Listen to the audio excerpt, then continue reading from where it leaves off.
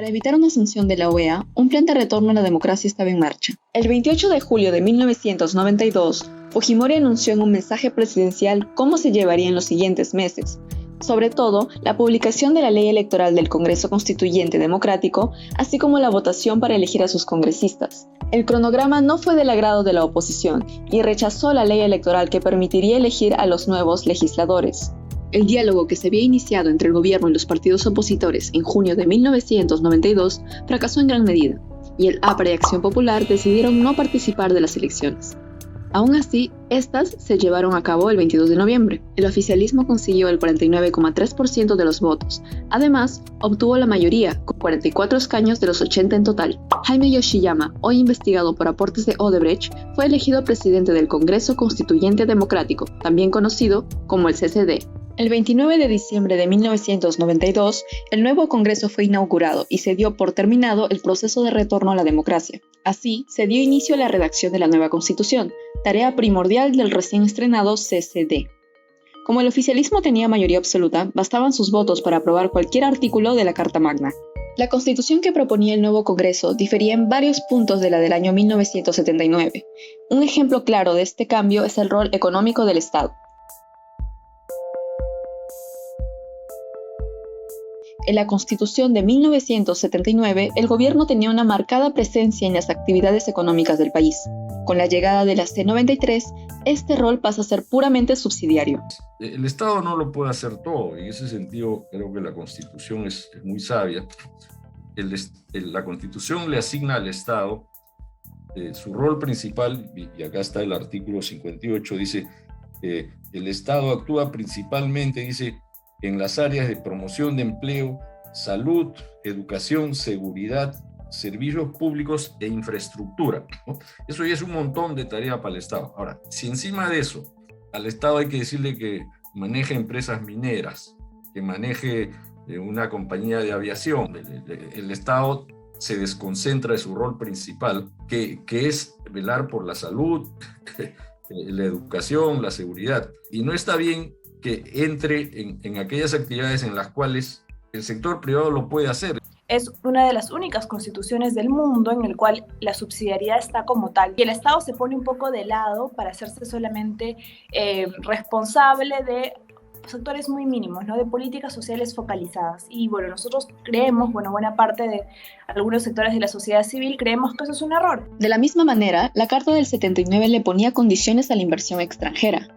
En la C93, por el contrario, se tiene a la inversión extranjera y a la inversión nacional sujetas a las mismas condiciones. Si yo como peruano hago mi hotel, pago mis impuestos, tengo mis normas laborales para mis trabajadores, el extranjero que viene acá y abre su hotel está sujeto a la misma ley, paga sus impuestos igual que yo, su ley laboral es la misma que la del hotel que es dueño de un peruano. Entonces eso yo no le veo nada de inconveniente, o sea, no puedes discriminar por el origen de la empresa. El Estado decide dejar el rol garante de derechos que debería asumir cualquier Estado y asumir un rol de un Estado mínimo. Un Estado que se encarga de lo suficiente, de vigilar, entre comillas, de regular la economía, pero no de forma efectiva, y promover más bien la inversión privada como una prioridad en áreas que lamentablemente muchos coincidimos no deberían ser bienes de mercado. Entre junio y octubre de 1993 se llevó a cabo una feroz contienda entre el sí y el no para la nueva Constitución.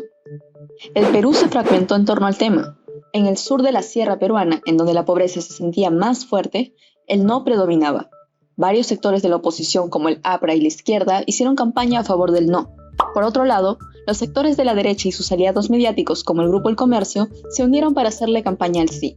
El 31 de octubre, la ciudadanía habló. El sí ganó ajustadamente con el 52,24% de los votos. 2 meses después, el 29 de diciembre, la C93 fue promulgada oficialmente por Alberto Fujimori y en 1994 entró en vigencia. Yo veo que el impacto ha sido muy positivo, ¿no?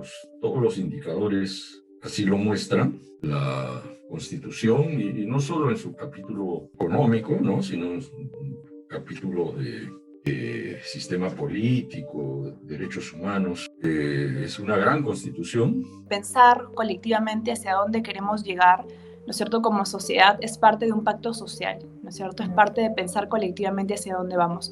No va a salir de un solo gobernante en el Ejecutivo, de 3 iluminados en el Congreso, sino tiene que incluir a toda la sociedad. Qué importante sí es una asamblea constituyente, ¿no? Plurinacional, en la cual participemos de forma efectiva toda la sociedad y también los pueblos indígenas del Perú. Puede decir que la Constitución 93 tampoco no funciona. Bueno, poder discutir eso también, pero tampoco no funcionó 79, tampoco funcionó 73 y tampoco va a funcionar que va a restar, a menos que cambie la política.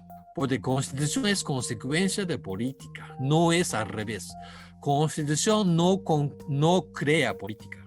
Constitución es consecuencia, resultado de una política. Para hacer eso, o sea, de hacer algo de mediano y largo plazo, necesita una serie de alianzas o por lo menos equipos, gran equipo, pero lamentablemente es el punto más débil de política peruana, ¿no? Fujimori también tuvo oportunidad, pero lamentablemente desperdició, porque no había ese tipo de orientación, pensamiento. Ese momento es prácticamente segunda mitad de 90, que es más bien su interés se dirigió hacia otro lado, ¿no?